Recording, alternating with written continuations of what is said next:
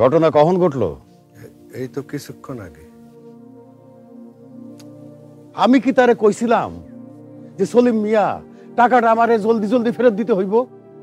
হ্যাঁ, আরে আমার থেকে টাকা নিছিল, নৌকা বানাইবো, নৌকা বানাইয়া মাছ ধইরা আমারে টাকা ফেরত দিব, সেইটাই সে কইছিল। আরে বাবা, মাছ দেওয়ার মালিক তো আল্লাহ। আরে এইবার পাস নাই তো পরের বার পাবি, সেই জন্য কি গলায় দড়ি দিতে হইব? সব দায় হইছে আমার। এই সলিম মিয়ার ঘরে কেটা কেটা আছে? বউ নাই, একটা মাইয়া, তাও খোরা।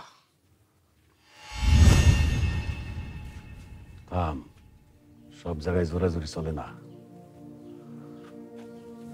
তবে এরা সব তো আমারই করতে হইব।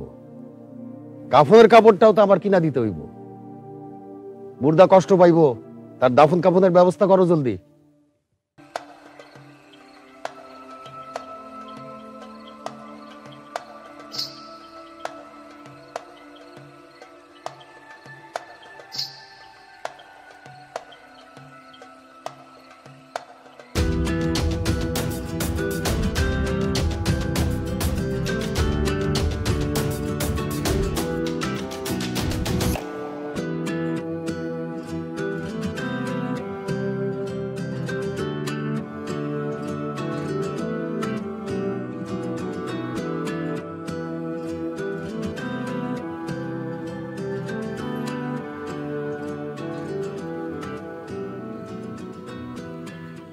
শোনো গো মা, তোমার এই তিন কুলে কেউ নাই যে কারো কাছে যায় আশ্রয় নিবা। তোমার শরীরের অবস্থাও ভালো না যে তুমি যে কোনোখানে কাজকর্ম কইরা ভাত খাইতে পারবা। তুমি পড়ছো মহাজনের জালে, এই জাল তুমি ছিঁড়তে পারবা না। এখন তুমি সিদ্ধান্ত লও যে তুমি কি করবা, কই যাইবা।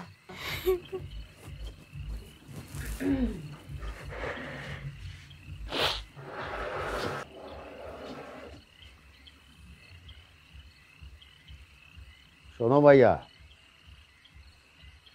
কান্দাকাটি কইরা লাভ কি? তোমার বাবা ঋণের বোঝা থুয়ে গেছে। এতগুলি টাকা কেমনি কি? এই ঋণ তো তুমি শোধ করতে পারবা না, তোমার পক্ষে সম্ভব না। আর ঋণের শাস্তি হইল গিয়া বড় শাস্তি। তুমি কি চাও তোমার বাবা কবরে গিয়া এই ঋণের আযাব ভোগ করুক? তার চেয়ে বরং আমি যেটা কই সেটা শুনো। তুমি যদি সীমারে বিয়া করো, তাইলে আমি তোমার বাবার এই ঋণ মাফ করে দিতে পারি। আরে একভাবে না একভাবে এই ঋণ তো শোধ করতেই হইব। বাপের ঋণের বোঝা শোধ করার দায় দায়িত্ব ছেলে মেয়ে। তাইলে তোমার বাবা কবরে গিয়েও শান্তি পাইবে।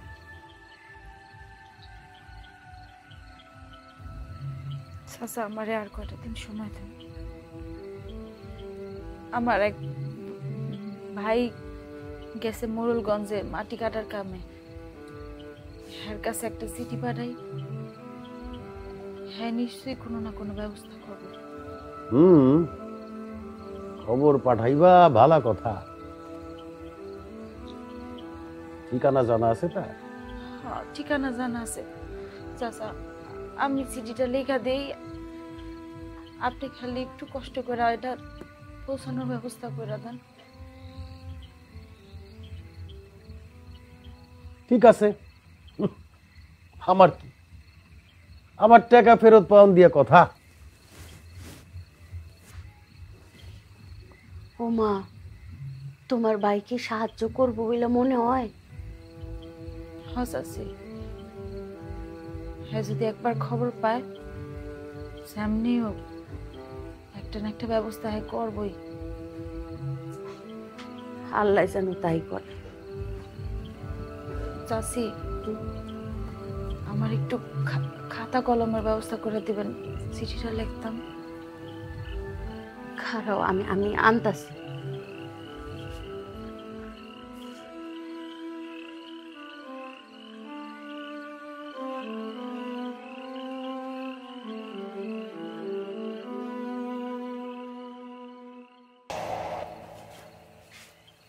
খবরদার কাছে আইবেন না, একদম কয়ে দিলাম কাছে আইবেন না।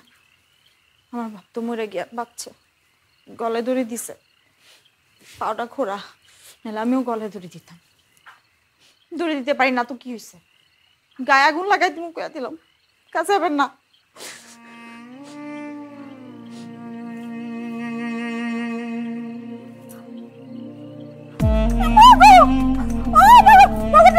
জোর করবেন না, জোর করবেন না, কাছে রাখতেছে।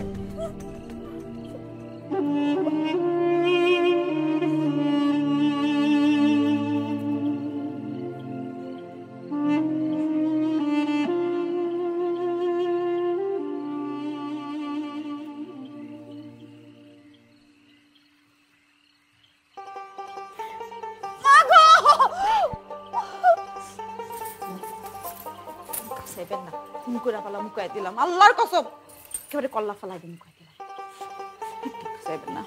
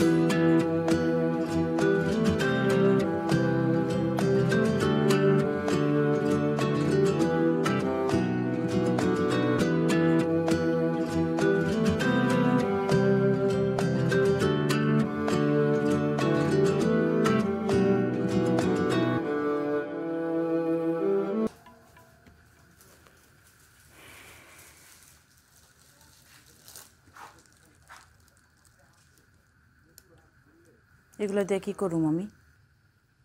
সাজলে ভালো লাগবো।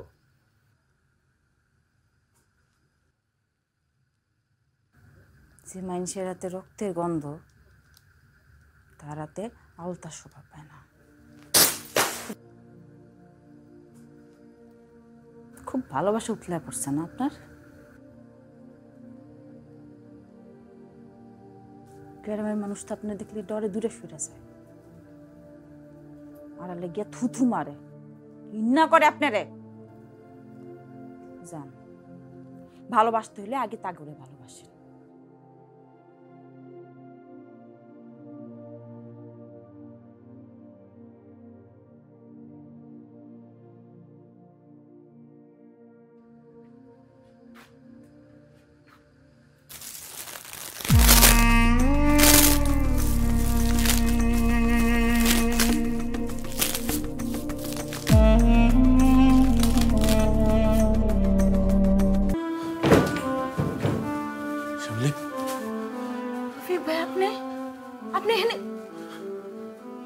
গ্রামের মানুষের কাছে এটি কি শুনলাম রে শেফালি? এটি কি হাসা? হ্যাঁ, যা শুনছেন সব সত্য। কেমনে হলো এটি? বাপের ঋণ শোধ করতে গিয়া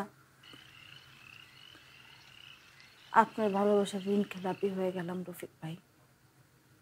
এমনি করে তো কেউ কারো ঋণ শোধ করতে পারে না শেফালি। তোর বাপের লেগে তো তুই তোর জীবনটা নষ্ট করতে পারস না। তুই চল আমার লগে, এখানে এক মুহূর্ত না, চল চল। রাস্তায় যখন গাছের মরা পাতা টুপটাপ করে পড়তো,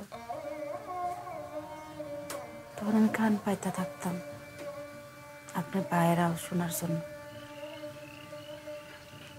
বাতাসে কান পাইতে থাকতাম আপনার ডাক শোনার জন্য।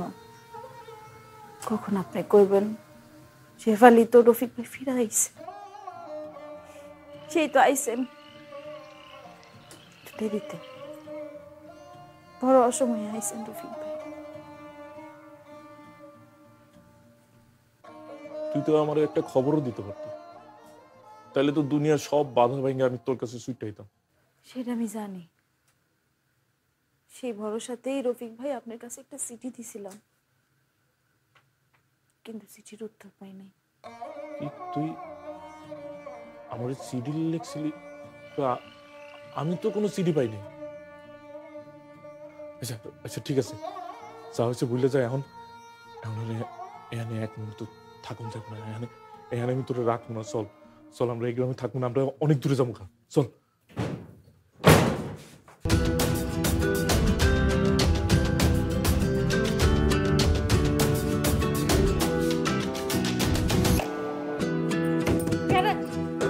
কেন দরজা লাগাইছে?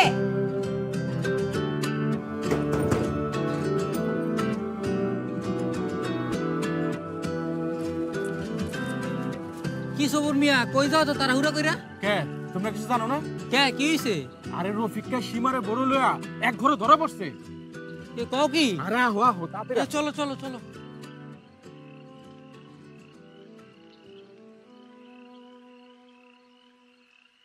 দেখ সুমিয়ারা, কি সর্বনাশা ব্যাপার! কত বড় একটা কেলেঙ্কারি ঘটে যেতে পারতো যদি সময় মতো সীমার গিয়া অগ ঘরের দরজা বন্ধ করে না দিত।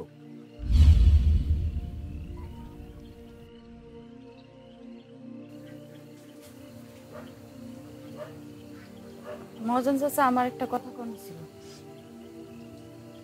রফিক ভাইয়ের কোনো দোষ নেই, ওনারে আমি কথা কনের জন্য ডাকছিলাম। না মহাজন, সবাই মিছা কথা কইতেছে। ওর কোনো দোষ নাই, আমি ওর ঘরে ঢুকছি।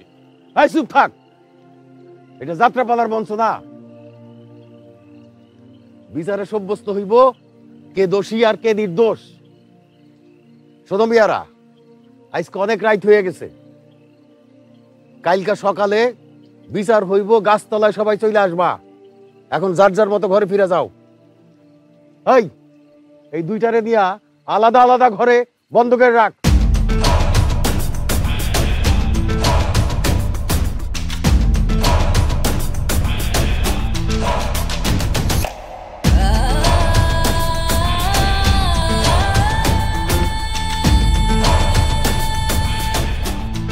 দেখুন কাল সকালে সীমার ওর বরে কেমনে পিডায়।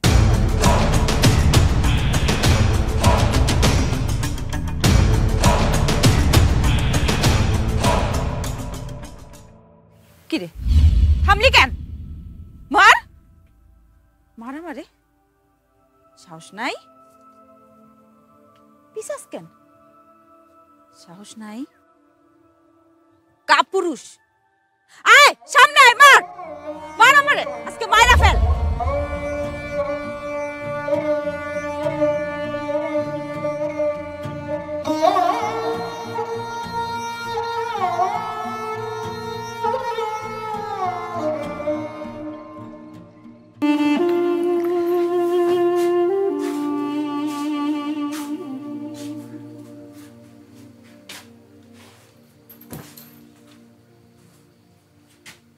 বাইরে যা।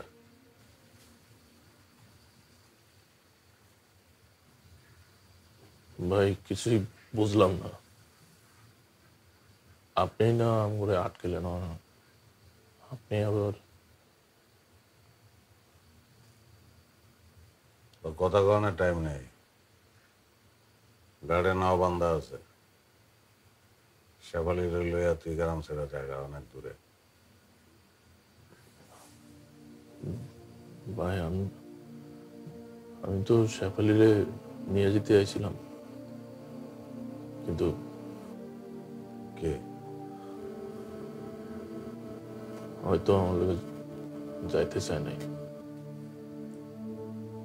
তোরা যখন ঘরের ভিতরে কথা কইছস, আমি ঘরের বাইরে আসছিলাম। আমি যেটি শুনছি এটি কি মিছা কথা? ভাই আপনি হাসামিসে কি শুনছেন জানি না, কিন্তু আমি হাসটা কইতেছি। শেফালি আর আমার নাই, হয় বদলে গেছে।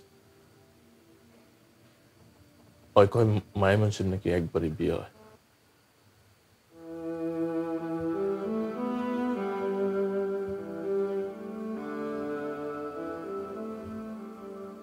তুই শেফালির লয়ে যাবি গা, এটাই শেষ কথা। ভাই আপনার না বউ? তালাক দিলাম। কে? ভালোবাসা লাইছি, কারণ পরিস্থিতি যেরকম হয়েছে বিচার কালকে হইবই, ঠেকানোর উপায় নেই। তুই যদি একলা যাস গা, তোর মায়ের ডিসে ভালির খাওয়ান লাগবো, গাড়ি না বান্ধা, আমি সেবেলায় পাঠাইতেছি।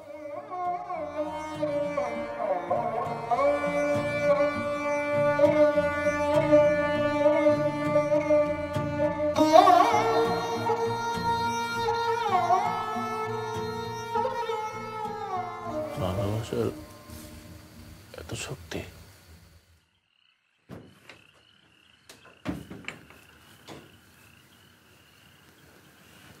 আপনি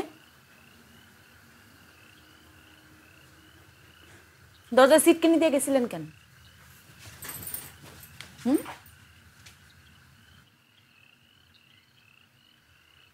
আপনি সীমার জানা ছিল, মনে দয়া মায়া নাই সেটাও জানি, কিন্তু আপনি যে এত জঘন্য এটা জানা ছিল না। তখন সাহস করে ঘরে ঢুকলেন না কেন? বুকে সাহস আসিল না?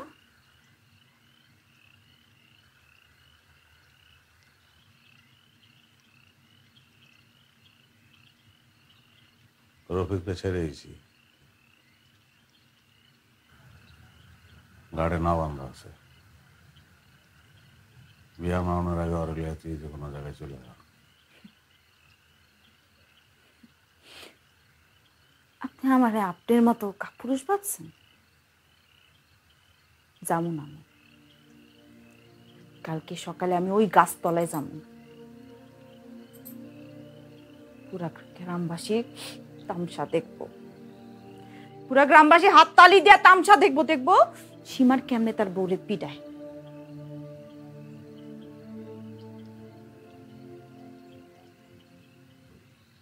তোর শরীরে আমি হাত উঠাইতে পারবো না। কি সীমারের মুখের কি কথা শুনি? যেই সীমারের হাতে শত শত নিরপরাধ মানুষ রক্তাক্ত হয়েছে, আমার বাপ আপনার মায়ের খাওয়ার ডরে গলায় দড়ি দিছে। সেই সীমারের মুখে আজকে কি শুনি? বারণ আপনি ঘর থেকে, অক্ষণ বারণ, আর নয়তো কিন্তু মানুষটা কম।